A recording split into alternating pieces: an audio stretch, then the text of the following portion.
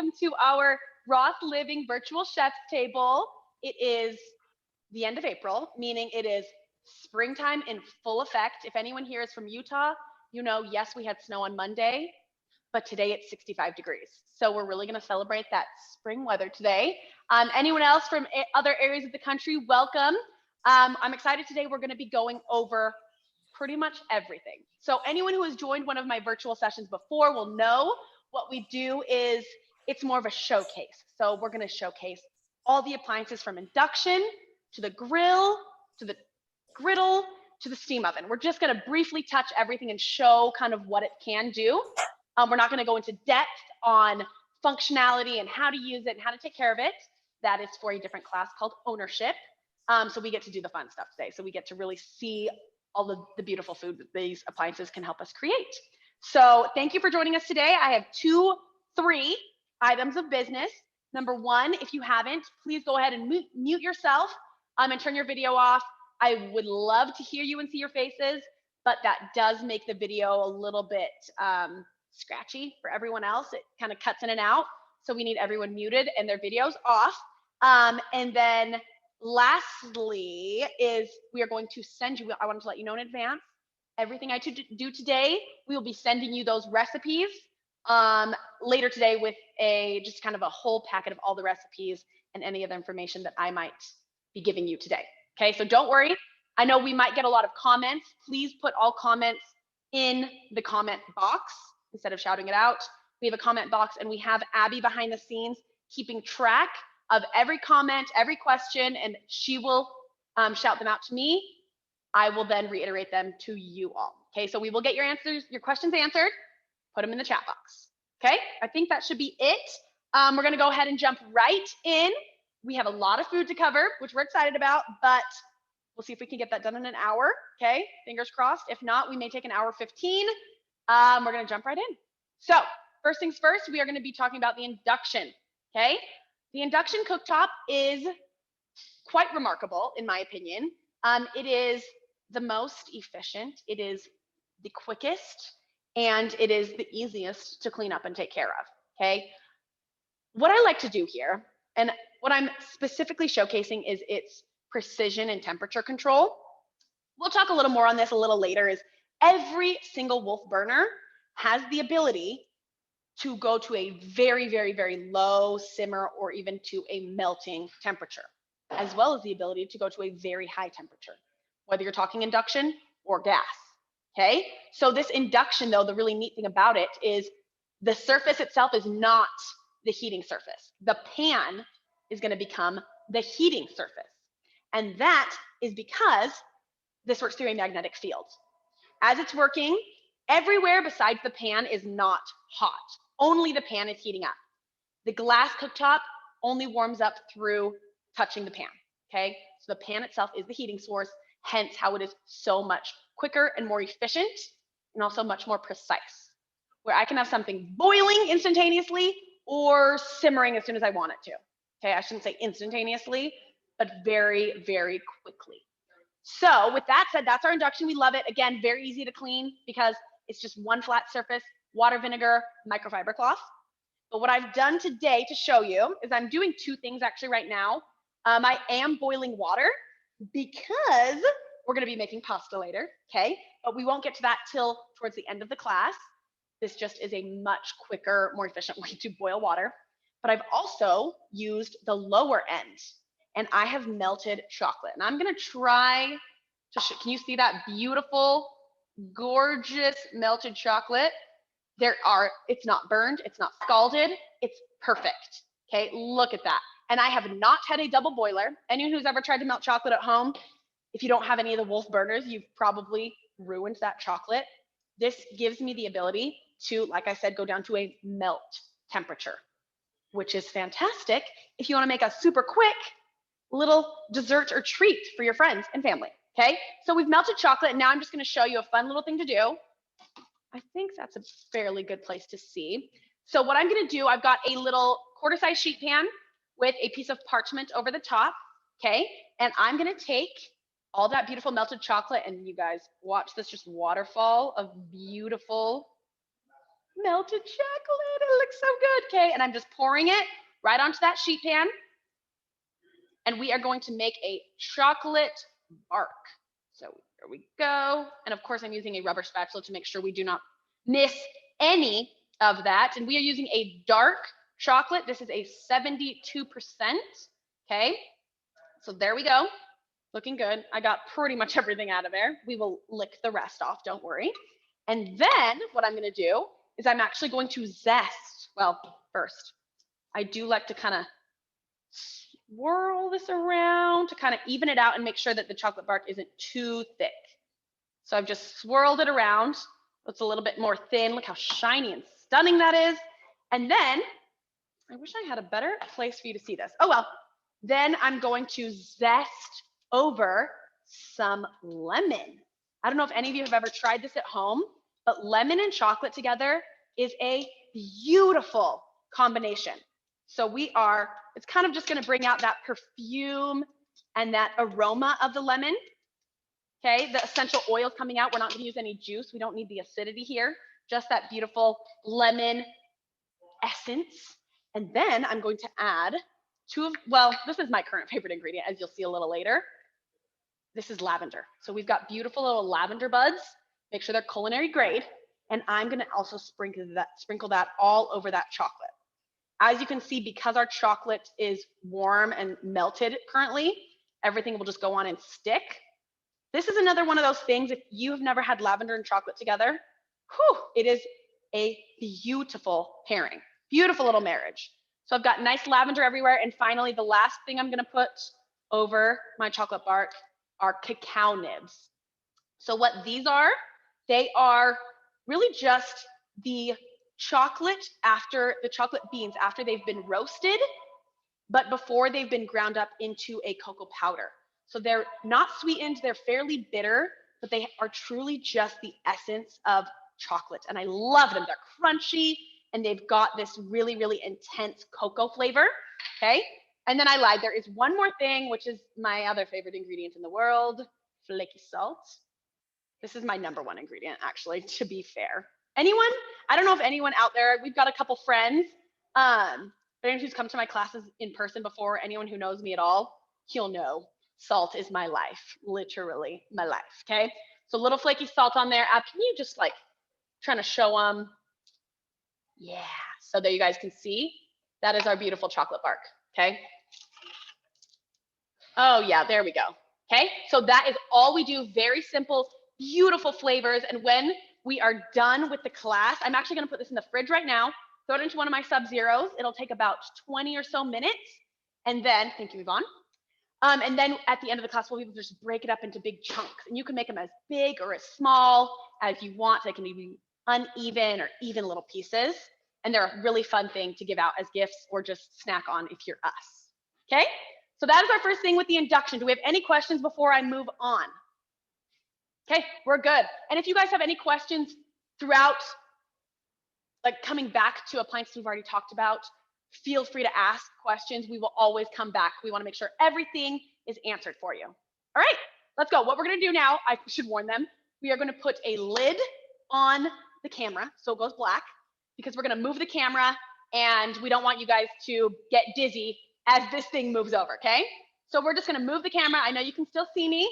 When we take the screen off the camera, you will now be into our other area of the kitchen.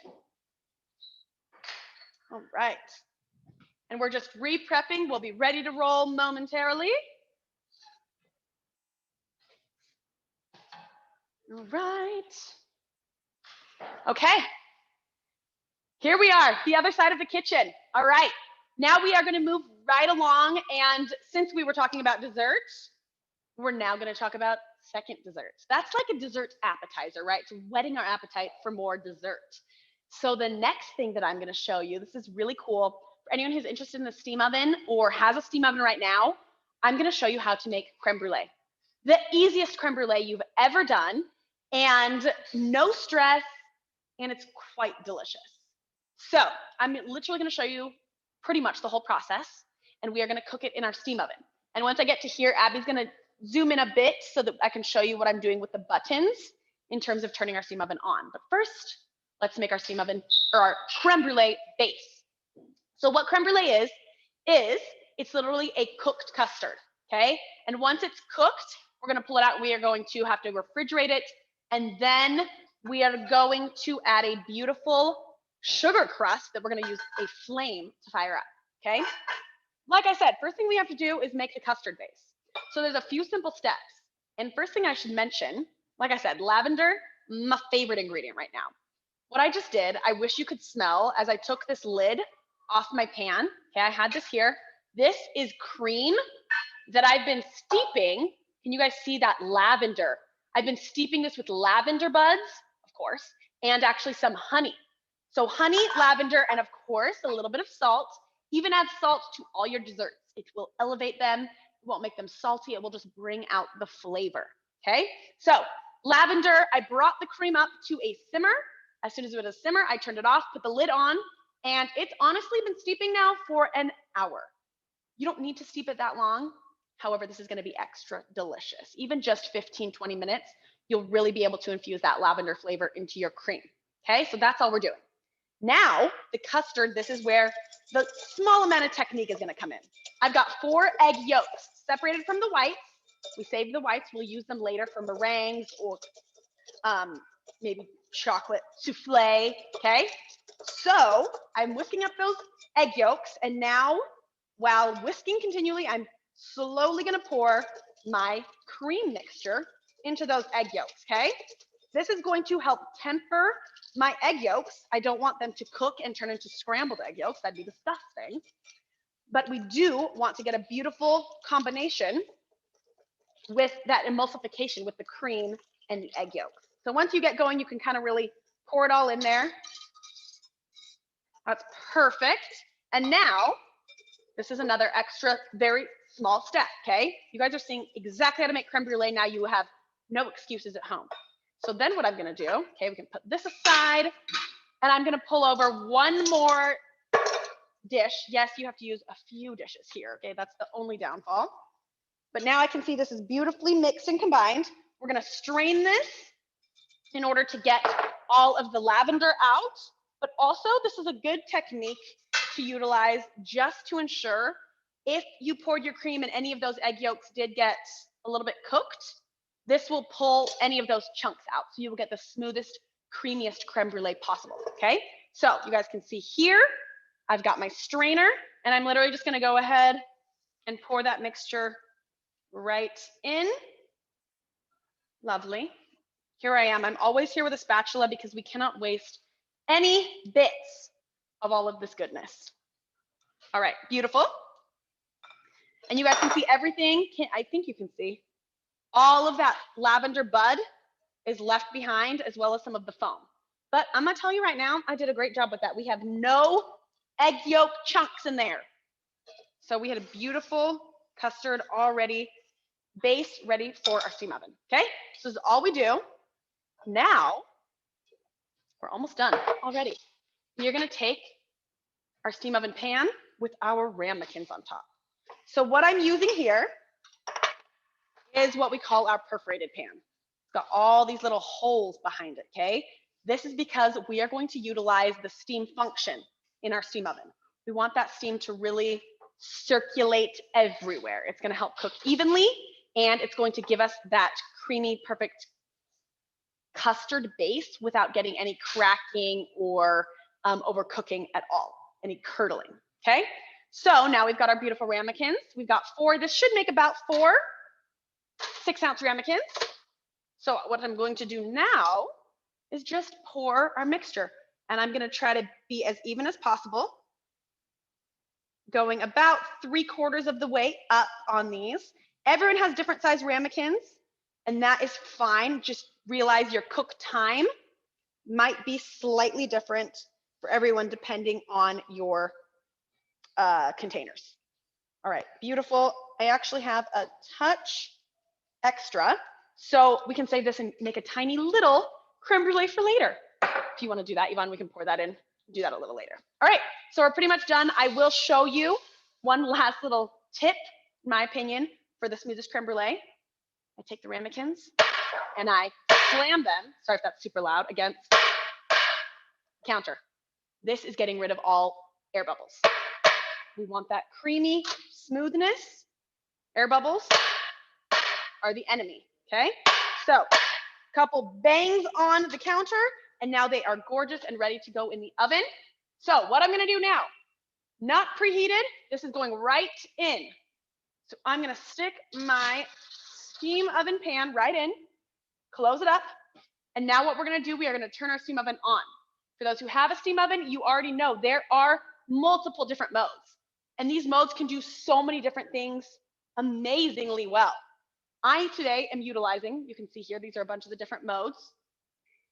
I'm utilizing the steam mode. So this steam mode, the highest temperature can go up to is 210. It can also drop all the way down to 90 degrees. But what we're doing here is we want to cook those custards. So the perfect cooking temperature, I'm gonna show you, we're gonna hit steam, and it will come up at 210 degrees. We wanna drop that. That's a little hot for these delicate custards. So I'm gonna drop the temperature down to 190 degrees. And yes, you'll notice this is all I'm doing. No water bath needed. Our steam oven does it for us, okay? The ramekins just go in. I don't cover them. I don't have a water bath. They're just in the steam oven. Hit enter. And now I am going to hit a duration of 22 minutes. 22 minutes. And then we will start, okay? That's all I have to do. We're gonna let that go. That steam is gonna start to come into the cavity. It's going to cook it gently so that the custards are just perfectly set, but not overcooked. So we'll come back to that in 22 minutes. It will ding at us. We will check on the custards. They might need another minute or two, depending. Those were fairly deep ramekins, which means they might need a little bit longer to cook, and I filled them pretty much to the top, okay? But what we're looking for is a slight jiggle. You don't want your custards to be completely firm, and you don't want them to be completely wobbling everywhere. Neither of those are good things. We want a set custard that still has a little bit of jiggle to it. That's gonna give us the creamiest, most beautiful end texture, okay? So that is our creme brulee, almost, that's the creme. We're gonna cook those in our steam oven. Do we have any questions on the steam? This class is like good to go. Okay, so like I said, I just wanted to mention, there are other modes. Apparently a lot of you out there already know this. We've got a steam. It does have the ability to act as a regular oven, a regular dry convection mode. It also has a convection and steam ability to combine the two powers of high heat and steaming. And then it has a full reheat function.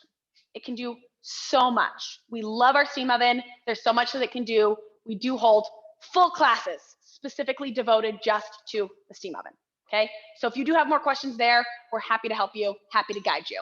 I'm gonna grab a couple of these things, clear out my space real fast, so we can start our next item. Hand these over to you. All right.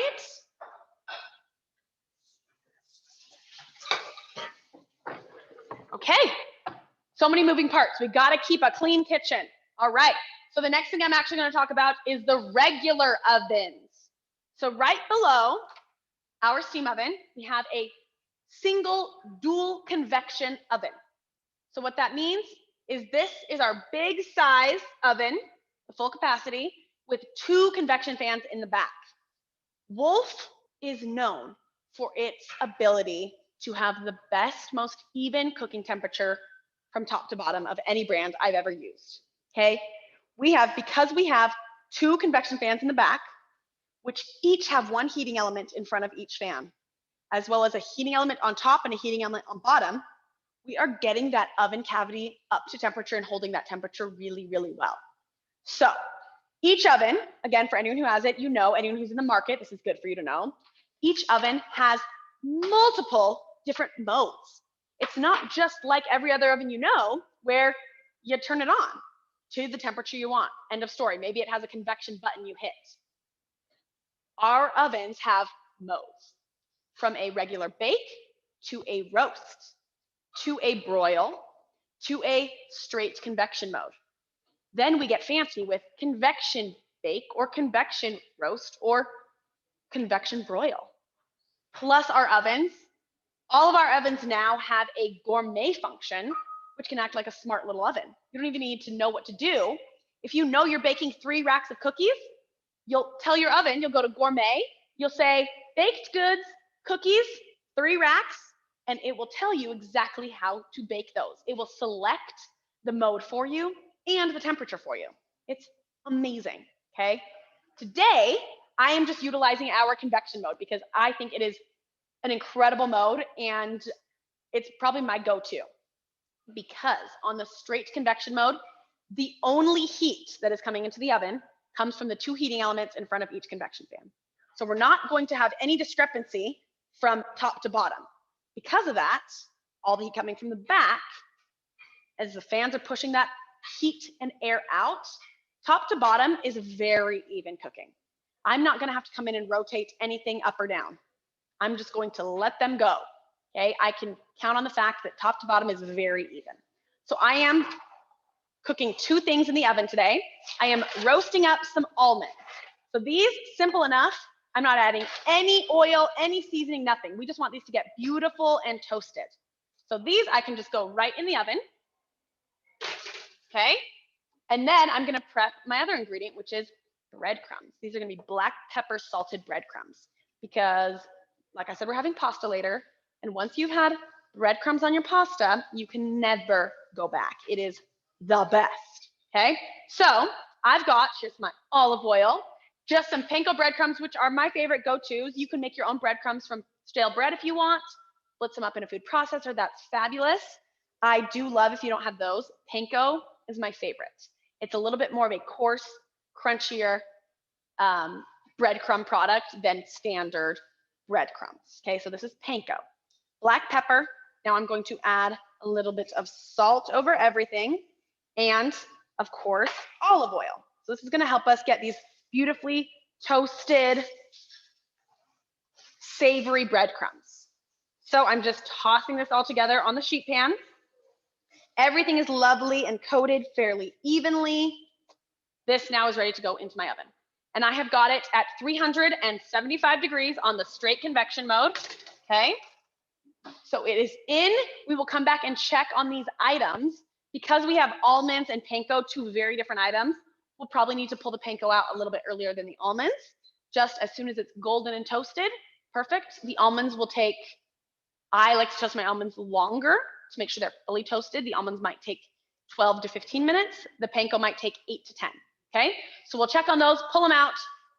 But again, you won't ever see us come in and rotate anything up and down. We're just using that convection mode, so it's a safe mode. All right, any questions there? Everyone is, class is like, we are so smart, we don't need to know anything else.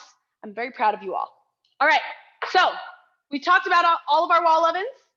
Now we're actually gonna jump over to our big gas cooking tops, okay? So first thing I'm gonna do, we're gonna have, Abby's gonna turn the camera a little so you guys can see, this is our Char broiler. It's hot. This is basically a grill in the oven, okay? So this is how I'm going to grill our pork today. And this is a little special. So I'm gonna tell you what I did here. Let me grab these and just put them right here. These are not pork chops. These are not pork loin chops. These are pork shoulder steaks. So this is a very, in my opinion, this is a really cool thing people have started to do. In the past, those bigger, heavier, fattier cuts of meat like pork shoulder or brisket or short ribs, because they have so much fat and connective tissue, people tend to cook them low and slow till they shred and fall apart, which is delicious. But there is another way you can cook them. By slicing them into 3/4 inch steaks, like we have here, we are then going to be able to grill them, and we can then slice them against the grain. And by doing that, we're gonna end up with a very tender product that didn't have to be cooked for hours and hours, but has so much flavor because of that fat. So this is a beautiful way to utilize a less expensive cut of meat and get a fantastic end product, okay? So what I have done here is I actually seasoned my pork yesterday. So these, we had the butcher slice for us, just beautiful pork shoulder sliced into 3/4 inch steaks. You can have your butcher do that as well. And then I seasoned this very similar to how you would season a porchetta, anyone knows what that is. It's an Italian, basically a street food, big giant pork loin that's wrapped and stuffed and filled with beautiful flavor. And those seasonings I've used today, fennel, lots of fennel seeds. Okay, I toasted up the fennel seeds and then I crushed them in a mortar and pestle, black peppercorns, red pepper flakes, and salt, of course, lots of salt. Okay. Oh, and fresh rosemary. That's the other thing I did. Chopped up a bunch of fresh rosemary. So we covered the pork shoulder in this mixture and I have set it in my fridge. It was sitting in there overnight. So it's had 24 hours to fully just season. The salt has gotten into the pork and I did not cover it. So the outside started to dry out a little bit. Okay, that's what we want here. We don't want a wet surface because you won't really get a good browned crust. So now I'm just adding a bit of olive oil to the top. They need a little bit of that to help that cooking process get going. And I'm going to take these bad boys and just throw them onto our char. We're going to see some smoke. We're going to hear some sizzle. I can. I hope you guys can too. And I'm just going to flip these right on. There we go. You can see a little bit of that flame coming up. I have got these started on high, and I'm actually going to drop the temperature a bit. Our char does have the ability to go now from high to low. So I turn these down to more of a medium temperature, okay? Probably medium high. And these are going to cook in approximately 10-ish minutes.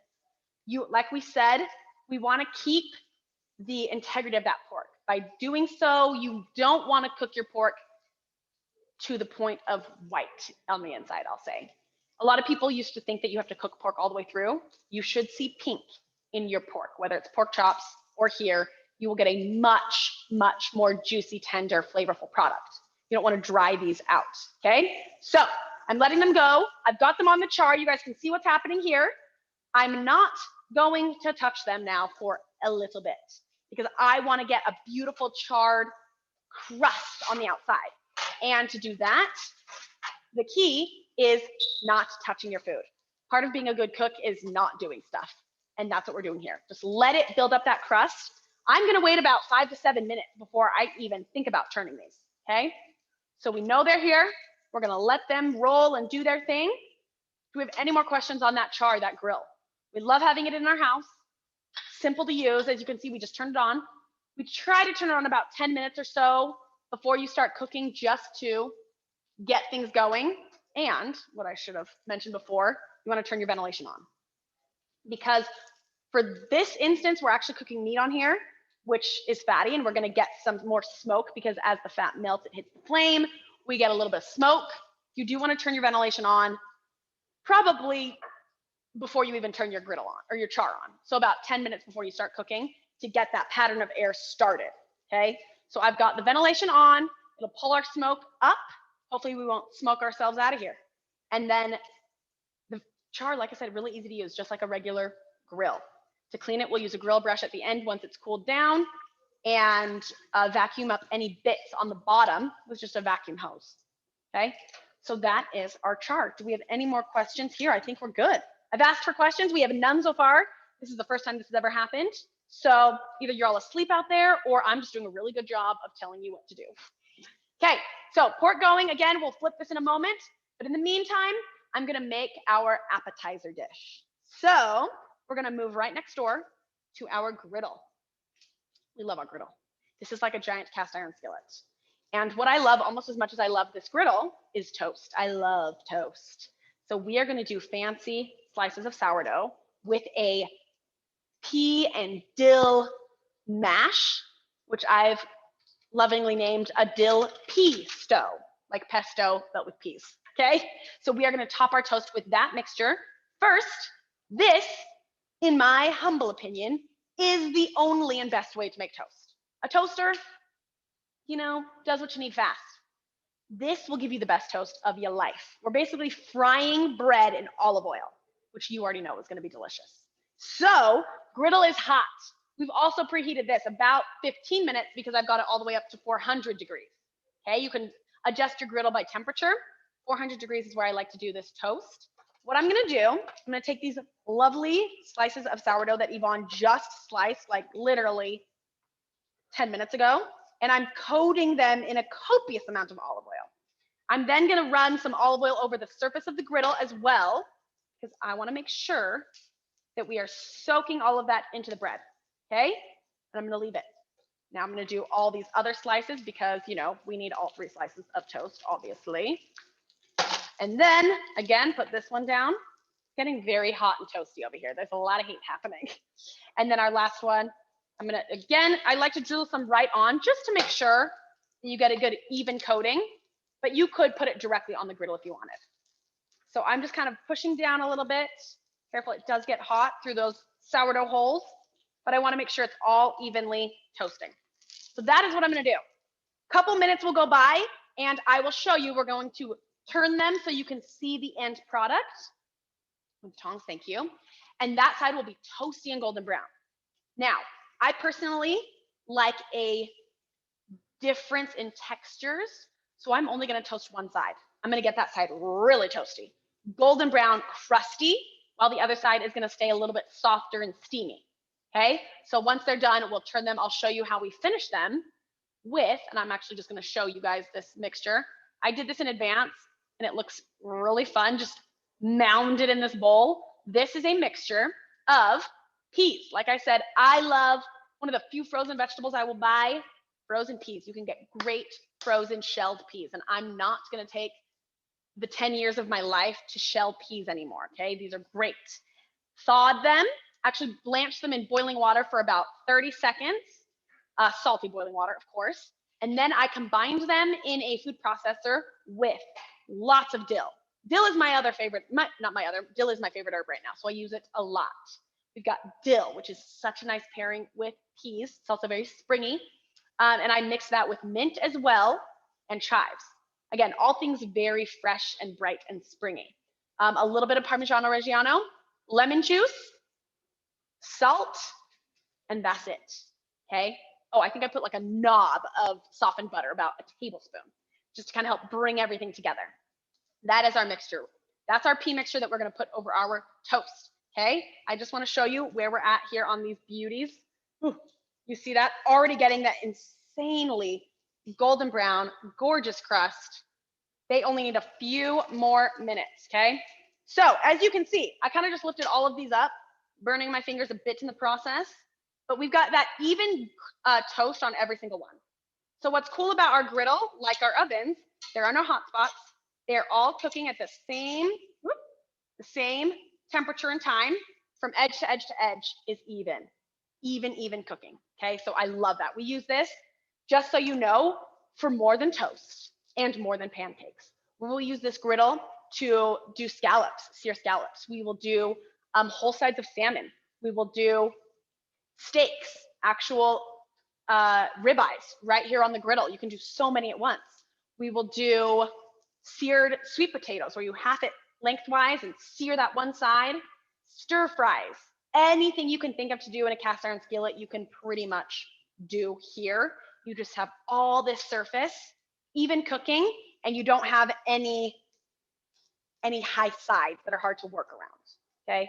So we love our griddle. We're almost done with those toasts. I also can tell, look at all that smoke. I look really like a genie, kind of. We're gonna flip our pork steaks, okay? I'm gonna check on these. Oh, can you guys see that? They look fantastic. Beautiful char happening, okay? I'm gonna flip these. They smell unbelievable. Oh, I'm very excited how those are turning out. I'm just gonna show them one more time. Oh, wow, that was so nice. Someone told me I'm doing great. You, whoever you are, thank you. It means a lot. Okay, I wanna show you again. I don't know if you can see through that smoke, but he is stunning. We've got beautiful little charred marks all around. It's getting a little bit nice and crispy and caramelized. Those need, again, approximately 5 more minutes, and then we can pull them off to rest. All right, so in the meantime of those finishing, I'm quite certain, oh yeah, toast is looking lovely. So I'm gonna pull these off, and like I said before, I like to only toast one side. They are just so pretty. You've never seen toast like it. You'll never wanna do toast any other way, okay? Gorgeous little guys. I'm gonna pull them off. And like you saw, I toasted one side. I like one side soft and one side toasty and crunchy. And then I flip them over so the soft side gets a little bit more steamy and the crispy side stays crispy, okay? So what I'm going to do, I'm actually going to take this guy, put it on our plate, and I'm going to assemble. Hey, Ab. Yes. Okay, I'm actually going to assemble our toast here. So I've got my piece of toast on the plate, and I'm going to show you how we assemble this lovely toast. Before I do, I want to mention what Yvonne's doing. So simple to clean. She's got a bench scraper, metal edges, because it needs to be able to handle heat, okay? And she's scraping down any excess oil, or if there were any crumbs or stuck on bits, there's absolutely not. With this, everything comes right off. But she would be able to scrape those off into the trough in the bottom that we can pull out and dump and wash later. We'll then just take a cloth and wipe down any excess oil. That's all we need to do to get our griddle cleaned, okay? So thank you for doing that, Yvonne. Now I'm gonna assemble our toast. So our beautiful little pea mash that honestly, the color is just so vibrant. I will say growing up, I hated peas. I just thought they were gross, mushy, weird balls that are not even like vegetables. But as I've grown, I have found how awesome they are. This is a very, I'll say, British dish. They love smashed peas on toast, okay? You can see how gorgeous that already is. Now we're gonna add a few more things. I do wanna drizzle a touch more olive oil over the toast, okay? So just a little drizzle over. This is a fairly good olive oil, so you wanna use a flavorful, nice olive oil, not a cheap, you know, something you might get in the grocery store that is questionable. Anyways, use a nice olive oil to finish. And then I'm just gonna take a few things, a few sprigs of dill and mint that I've kind of set aside to showcase exactly what's in this toast. And I pulled off the cute little pieces, okay? And I'm just putting those over. And then this, I'm gonna be honest, you don't need to do unless you also are all about presentation. You eat with your eyes first. So we really want to make it look pretty and inviting. And then I'm gonna take some Aleppo pepper. So I want a little bit of spice here, but it's really a much more mild, fruity, almost sweet spice. It's one of my favorite dried pepper flakes you can get. It is a Middle Eastern Mediterranean. And like I said, it's very fruity and bright without being too spicy. So I've covered that. And then finally, surprise, surprise, flaky salt going all over. Now I'm gonna try to show you this. I think you guys can see that. Look how pretty. That is a beautiful slice of toast, okay? This is our appetizer. This is how we're gonna start things. It's a large piece of toast. You could cut it in half if you want, or if you love toast like us, you can eat the whole thing. It's fine. But that's gonna be our first thing. I'm gonna set it here. Is that too in the way? I think it's fine. Okay. I can't, it might be. I'm gonna move it over here. We'll see that again at the end. All right. So I'm gonna again kind of move. Do you wanna get all these? I'll use this again. So I'll save those, but you can take those two things.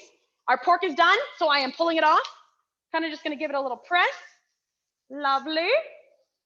Pull it off. And I'm actually going to now, this is perfect timing, we're gonna set this aside to rest for at least 10 minutes, okay? Before I do, I'm gonna do one more thing. Because it is one of those steaks that has more fat, we do want to allow this to rest. It was cooking at such a high temperature. We want all the juices to kind of calm down. I'm just showing you how I like to finish. I'm gonna take some lemon juice and squeeze it all over that just cooked meat. That juice is kind of gonna get in and help to season again and just give us a nice brightness to that meat. Okay, now we can set that aside, and I can hear the steam oven beeping. Will you get those on a cutting board? I wanna save the juices as they cool. Oh, yeah, just a nice little cutting board. Okay, so steam oven is beeping. So I'm gonna come here. Oh, and sorry, we're doing a lot of things now. I can smell our breadcrumbs. Okay, nice and toasted. Pull it aside, and the almonds might be done at the same time. Everything's happening at once here. Oh, they are. They are definitely done, okay? Almonds and breadcrumbs. I'm just gonna set that aside, and we can grab our creme brulees. All right, so remember what I was saying. I don't know if this is done yet. I'm going to open the steam oven. You can get yourself a little facial right here, okay? And then I'm going to pull out and give these a little shake. I can absolutely see they need more time. I'm actually gonna go ahead and give this another 7 minutes, okay? So I'm gonna extend this to 7 minutes, and I think that should do it, and they should be done. So that's our creme brulees. We need a little longer. There's no worries. I'm not at all concerned that I had to test them, check them, put them back in. All right. So we've everything just happened so quickly and instantaneously. Just to remind everyone what just happened, our pork steaks came off. We're letting them rest for about 10 minutes, which in the meantime, we're going to be able to cook our pasta, okay? Oh, thank you, my dear. So the first thing I'm gonna do is get my pasta going. So you make sure that is open, thank you. What do we do first? We boil our water, which remember we had this actually on induction, so it's pretty much already ready to go. I gotta salt it, like a lot. One of the keys to good pasta is really salting your pasta water. So I'm gonna take two large, maybe 3 handfuls of salt. We want to season that water so that it is truly salty. That saltiness is going to then get into our pasta as it cooks. Okay, that's the only way to actually season your pasta. If you think about it, the sauce is on the outside. The sauce is gonna kind of coat everything, but you can't actually get good tasting pasta if you don't have salty water. So that is why it's so important. You want good pasta to then go with good sauce. Salty, salty water, it's boiling. Now I'm going to add, and what we've got here, actually I should show, these cute, oh, it's a little hard to see. They're like little rigatonis, rigatocini, I think that's how you say it. Yes, rigatoncini, which we just think is so cute. So we're using these little rigatonis. Big rigatonis would be delicious as well. And I'm gonna go ahead and toss these in. Yes. About the whole bag. You don't need all of it. Well, we love pasta too. Okay, perfect. So pasta's in. That is gonna take about, I'm gonna guess it's gonna take about 10-ish minutes. I'm gonna check on it periodically just because I wanna make sure it is al dente. I don't want to overcook it, okay? So, gorgeous. We've got our pasta in, and in the meantime, in the time the pasta takes to cook, we can make our sauce. So I did do one thing in advance because I needed to, okay? So I caramelized some fennel, which is, as we've kind of seen, there's a lot of themes in this, okay? You can see what my favorite things are. Can you guys see? Fennel is one of my absolute favorite vegetables, and I caramelized each little wedge of fennel. I'm gonna show them what fennel looks like. For anyone out there who doesn't know, I have one fennel left, and I wanna show you guys what it looks like. Oh, there he is, okay. So fennel is actually a little bit of a anisey, licoricey flavor, but in the best way. Here is what he looks like. Just a big white bulb with these lovely, frilly, leafy fronds, okay? We cut that off, we cut off the root, and then I cut it into wedges, a lot of little 1/2-inch wedges, okay? And then, like you can see here, I caramelized them. And I do know that most people, anyone who has had fennel, the typical preparation is to eat it raw. It makes a fabulous slaw salad. It truly is delicious just raw as is, but trying it caramelized can really elevate things, and it might change your life just a bit, okay? Caramelized fennel is phenomenal. So I did that in advance, like I said, because that takes at least 8 minutes because I really got some good color on there. I wanted to get a gorgeous surface and crust to make sure that as much flavor and caramelization was happening, okay? So we had that going. Now it's on, I did that a little earlier, in a bunch of olive oil because this is our sauce. The fennel, the olive oil, etc. So now I've got this re-warming up, okay? And I'm going to add a few other ingredients. Red pepper flakes. I do love a little bit of spice. So I'm doing probably more than I would recommend for most people. I would recommend about 1/2 to 3/4 teaspoon. I added about 1.5 teaspoons because I like it spicy, okay? So we've got that in there, and now I'm gonna add, well, I'll do a couple things first. 6 cloves of garlic, thinly sliced. I'm gonna pull those in, okay? And I like to thinly slice them, not mince them, because you'll get more caramelized garlic flavor without getting that aggressive, too much garlic. If you mince it, the flavor becomes very, very strong. So this is a little bit less aggressive, okay? And then we're gonna add, here's my favorite little ingredient, the sneaky other star of this pasta dish, anchovies. And a few of them. I love anchovies. They are like the bacon of the sea. And if people don't know they're in here, they won't say anything. They'll just be like, wow, why is this so savory and delicious? And you just smile and say, I don't know. I'm really good at what I do. But you'll know it's really the anchovies. They will dissolve and melt into this hot oil mixture, okay? So I'm just adding them in. I added about 6 or 7 anchovies, beautiful little fillets.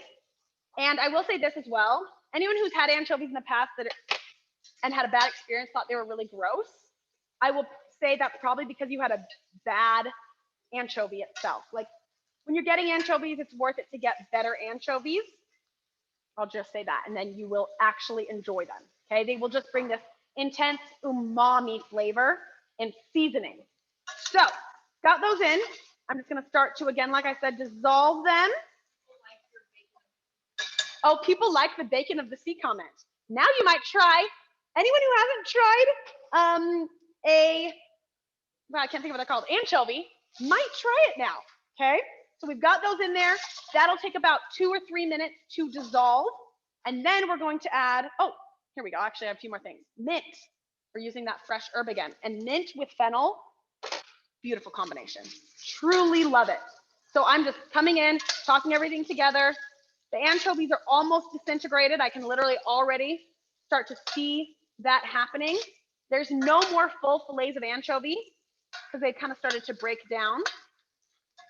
And I just want that beautiful mint to start, oh, the flavor, the smell right now is unbelievable. Let that go for about a minute. In the meantime, that happened so fast. Apparently, our little creme brulees are ready for me to check them again, okay? So again, we do this. I pull it out, give it a little shake. Oh, we need a little bit longer. And again, that is okay. Do not worry about that. I'm actually gonna give these 4 more minutes. And I feel, I've said this before, but I do feel quite confident they'll be ready in 4 minutes, okay? And then we'll pull them out, put them in the refrigerator. This, we're good. I'm turning the heat off now because everything is kind of melted together. If you could just see in person, this is gorgeous. The smells in here, it's unbelievable. So, fennel, anchovies, mint, red pepper flakes, garlic, and now I'm going to add a little bit of zest. Where did that zester go? We had it a little earlier. Did we put it in there? There's one right at the top. Oh, I've got one. Thank you. Okay, we've got a clean zester, and I'm gonna add orange and lemon. Because again, this is one of those situations, orange paired with fennel, absolutely lovely. So I am gonna zest this whole orange right in. I do not like to do this in advance because the zest is very delicate. And if you zest it early, before you actually need it, you're gonna lose a lot of the flavor and a lot of those essential oils. They will dry up very quickly. Woo! Second those hit that hot oil, I tell you. And then of course, we must add lemon zest as well because lemon, we love. Lemon is just good with everything. So I'm just zesting that again right into our pot. It's off now. I don't want to cook this anymore, but the oil is still warm from the residual heat. And that heat is just going to warm the zest through and pull out all of those essential oils so you get the best flavor from that all, okay? Everything's going to become infused together. That is what we've got. Giving it one more stir. Now I am going to do something. I'm going to add a bit more oil. I just want to make sure we have enough to coat our pasta and make it nice and saucy. So there we go. Perfect. And now this is ready to go. You guys, that is our pasta sauce. How incredible is that? So this is ready to go. Once the pasta's done, we can put that directly into our sauce. And I am going to go ahead and give these a little taste. Oh no, I know these need a lot longer. So these need about 5 or so more minutes. before we can add them to our sauce. And again, we want to add them al dente. So what that means, these are a couple keys to good pasta. Al dente means to the tooth, so it's gonna have some chew and some texture. You don't want it to be soft and squishy. You don't want it to be mush. We want our pasta to have some body to it, okay? Something to really bite into. So we want it to be cooked. I pull it off 3 or 4 minutes before what the cooking time on a box says, okay? So we want al dente pasta. If you remember, we started with salty water, we started with good pasta. That's another key. And then we want to cook it al dente, and then we are going to transfer it directly to our sauce. To finish it, you want to finish cooking it in the sauce on heat, and all of the sauce flavors are going to help infuse now into our pasta. They become one glorious thing. Instead of having a pasta and a sauce, you have a pasta and sauce all together, one beautiful thing, okay? So that's how we're going to finish it, and we're also going to use the other key. We need to use pasta cooking water. We're going to use that salty, starchy water to help emulsify and create a glossy, creamy sauce to coat each pasta strand, okay? So I'm going to move this aside. Thank you very, very much. There's like 3 anchovies left, and I'll just eat those plain with crackers later. So don't worry, there will be nothing that goes to waste. All right, so letting that finish up. Oh yes, I wanted to mention burners, okay? I did talk about this earlier. The induction, remember we talked about the high heat and the low heat? Did that ding? It did. Pause. We always have to, food comes first. All right. Oh yeah, we love. All right, so I'm pulling these out, and it's really hard to see in this video. Oh yeah, there's like no way. You guys can kind of see that slight jiggle. That is what we want. The custards are set, but a little bit jiggly, okay? So I'm gonna pull these out of the way. We're gonna set these in the refrigerator for at least 4 hours. So our creme brulee is done. Yes, you're not all gonna be here in 4 hours. However, I do have other creme brulees that are ready to go, okay? So we will show you, we'll pull those out, and I'll show you what happens after they sit in the fridge for at least 4 hours. They kind of solidify and come together and become very creamy and luscious. So, again, checking on this pasta. Feels like it could be close-ish. Okay, so this is kind of important. I don't know if you can see this. I bite into this. Can they see? There's a white, hang on, I'm coming close. I want to see if they can see this. This will be cool. Okay. Can you guys see there is a white ring?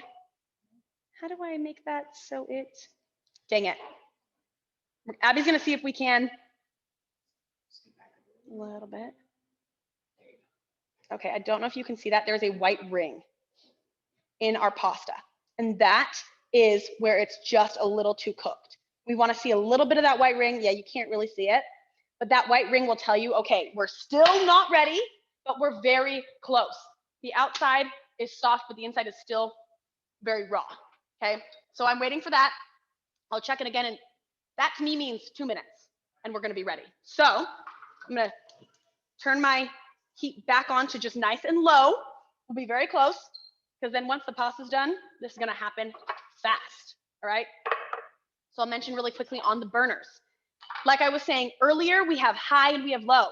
I'm boiling pasta, happens pretty quickly. I can sear things beautifully, but then just like the induction, we have a burner that goes so low that we can melt chocolate. If you have the gas range, you can also do that chocolate bark just as easily. Put the chocolate in the pan, use the smallest burner, okay?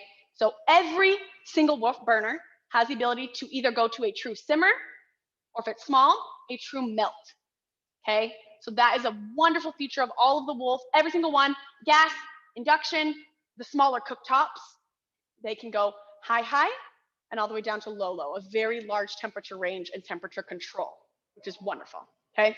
So that's what I wanted to mention on the burners. Do we have any questions, burners, or cooking top related? Okay, awesome. Again, I wanna make sure that I'm not missing our pasta. I was gonna start our torching our creme brulees, but you know, you guys, if you have a live pasta going, you cannot walk away Don't leave it be. Oh, I was right. It's ready. Okay, so here's what we're gonna do now. I've got this on heat. I'm gonna be using tongs, okay? And we are going to put that pasta directly, sorry babe, I'm gonna squeeze behind you. Oh, you know what I need. Sorry guys, I just need one, nope. I need my, where is it? Sorry guys, we're missing an item. Okay, something that I like to use to transfer my pasta. Looks like I'm gonna have to sacrifice it. Wow, it is gone. My spider. I found it. Why is it in here? We found it. Don't worry, guys. Okay, this is my handy dandy spider. I like to use this to transfer. I'm gonna move this big pot next to me. I want to transfer that pasta directly into that sauce, okay? And I don't want to drain it. As you can see, I'm just kind of going straight into the pan because I want to hold that pasta water that's clinging to the pastas. I just want to transfer that right over because I'm going to add more of that pasta water anyways. Gorgeous. Look at these little rigatoncinis. They're so cute. All right, perfect. We've got all our pastas, no pasta left behind. And now I'm going to add quickly about a cup of pasta cooking water.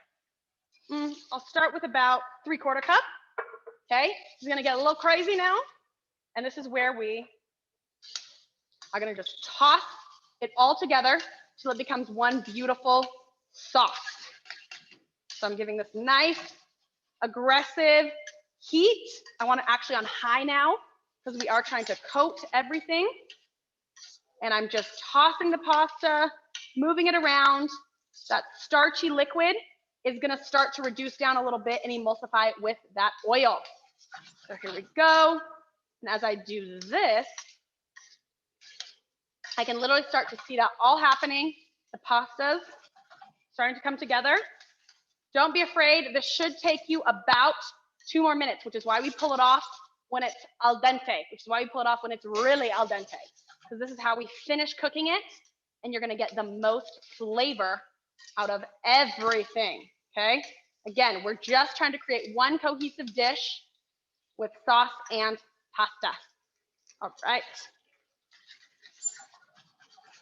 And it's gonna be messy. You just kind of have to accept that. All right. Okay, it's looking very close. So I'm going to, oh, we lost one pasta. One pasta fell out. We're doing really good though, comparatively. This is the part. Things get a little crazy, guys. We're losing a couple. I'm getting a little hot. That's fine. You also have to accept that. For the love of pasta, you've got to put the work in. All right, gorgeous. It's starting to reduce down. And I think I want to pull this off.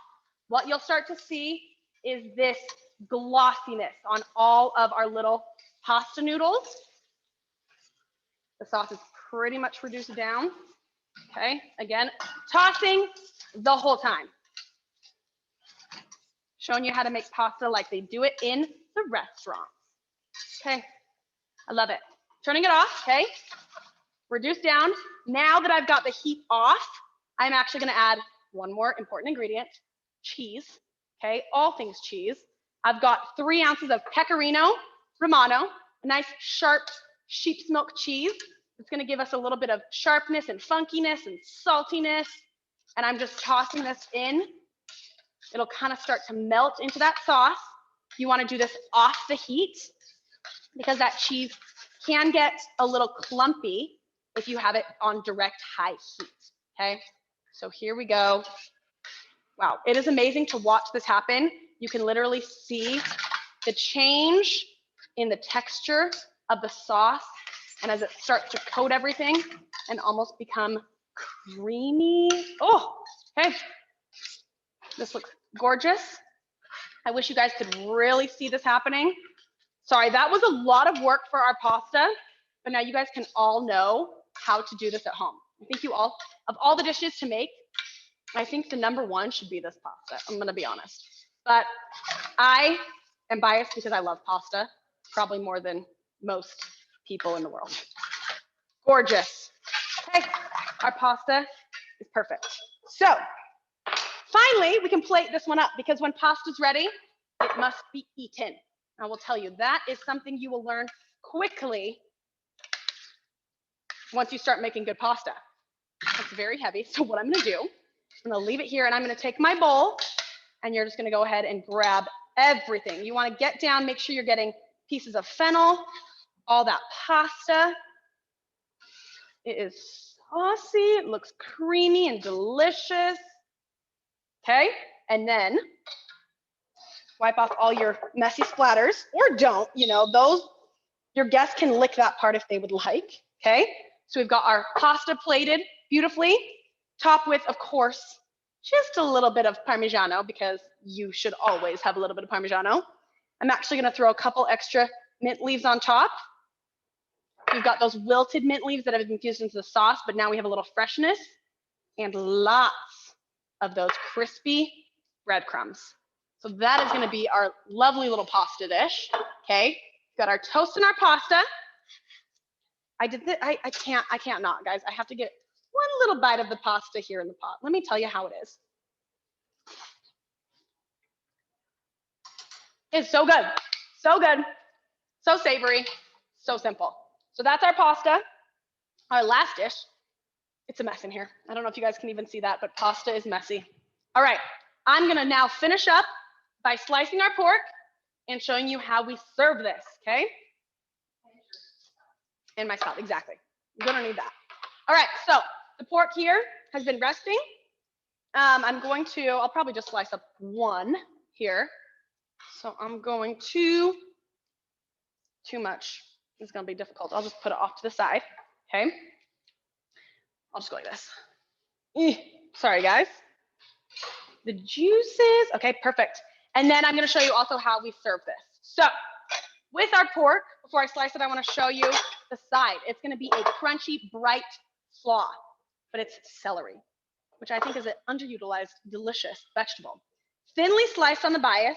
I'm gonna show you how they're cut, okay? So you've got these long, beautiful, thin pieces of celery. It's crunchy and it's fresh, which is gonna go really well with our cooked, rich meat. To this, we're gonna add some dates. Really soft, beautiful medjool dates. We just took the pit out earlier and just tore them into nice little pieces. And good fresh dates should be very sticky. So I'm kind of tossing it into the celery and separating all those little pieces. We're gonna get a nice chewy sweetness from those dates. Another one of those ingredients that I just truly love right now. So we've got dates and celery, and then we have some beautiful parsley leaves. I'm gonna toss those in. Those roasted almonds from earlier, you guys remember those? Tossing those in, okay? Almost done. And then I'm going to add a little bit of lemon juice and lemon zest, a little bit of red pepper flakes again, because I love them. And finally, some more Parmigiano Reggiano. So, also another thing you can never have too much of in the kitchen is tongs. We're gonna grab another pair of tongs. We're almost done, guys, and we're gonna toss all of that together and then finish it with these shavings of Parmesan. So these, you guys can see, Yvonne shaved these with a vegetable peeler earlier. So they're thin and long, and you get a different bite of Parmesan with these pieces of celery than you would if you'd grated it. So they actually kind of mimic the shape and size of the celery. It's a stunning, simple salad. I was gonna say, I know I'm forgetting one thing, that ever important ingredient of salt. So I'm just, okay, about a half a teaspoon or so. And I'm gonna give it one more toss, make sure everything is combined beautifully. And that is our celery salad with dates and almonds. And then the last thing I'm gonna do here is slice up our pork. Do you mind if I borrow that knife? Thank you. Okay, so very easy to do. I'm gonna cut away from the bone. I'm very excited about this, so tender. And then I'm just going to, I don't know if you guys remember I talked about this earlier, cutting against the grain into nice thin pieces. So I can see the grains running this way, so I'm cutting the other way, okay? Perpendicular. Oh, it is cooked so beautifully. I wish the color on the screen was as good as it is in person. Beautifully, perfectly pink, okay?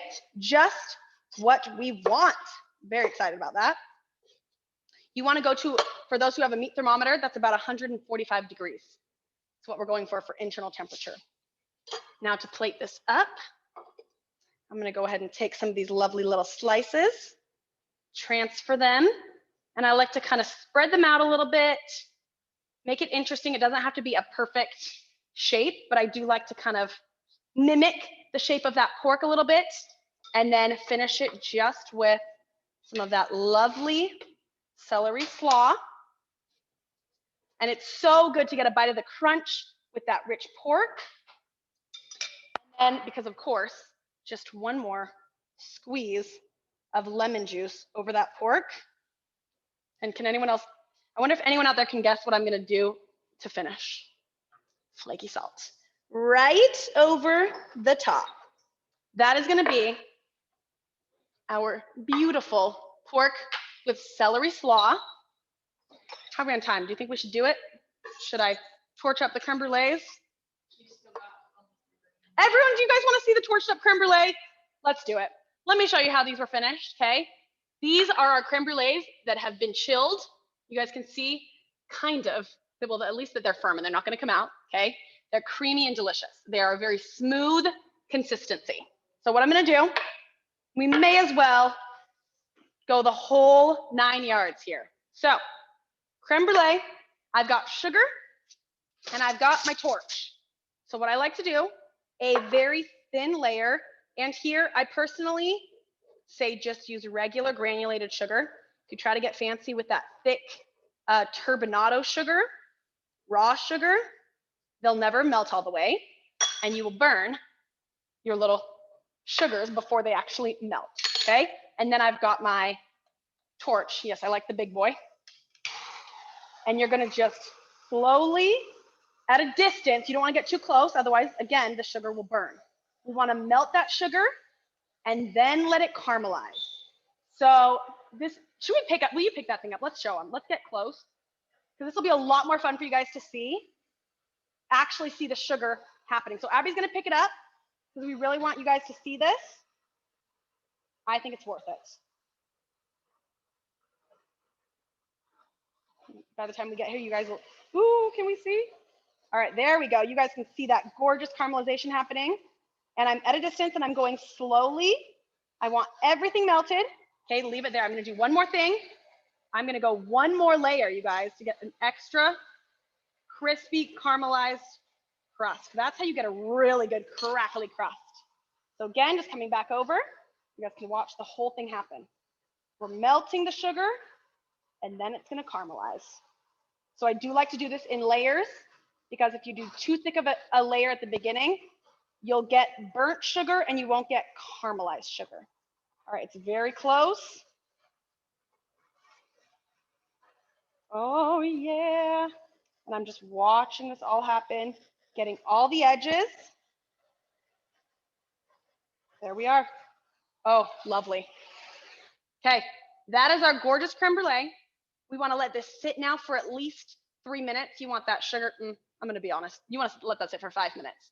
You want all of that to cool down, and then we'll be able to come in when you guys are all gone, I'm sorry, and we will break into that crispy sugar crust and eat these delicious honey lavender creme brulees. So that is our meal for chef's table. Any other questions? We can let you guys go. We almost did it. We only went 10 minutes over. I think it was worth a little bit extra time, but we've got, just as a reminder, our smashed pea and dill toast, our fennel anchovy, caramelized fennel anchovy pasta, our porchetta pork shoulder with fennel slaw, and our honey lavender creme brulee that is just looking, look at that, so perfect. All right, if there are no more questions, I just want to say thank you. We all are so glad that you tuned in. If you are local, we'd love to have you. You know, if you haven't been to our showroom before, we'd love to see you. Come in, see everything we have here. We can help you select all the appliances that you're looking for. If you're not local, thank you so much for joining in. Wish we could meet you. I'm going to just say goodbye so we can now go and eat all this food. I hope you guys have a good lunch too. All right. Thank you so much.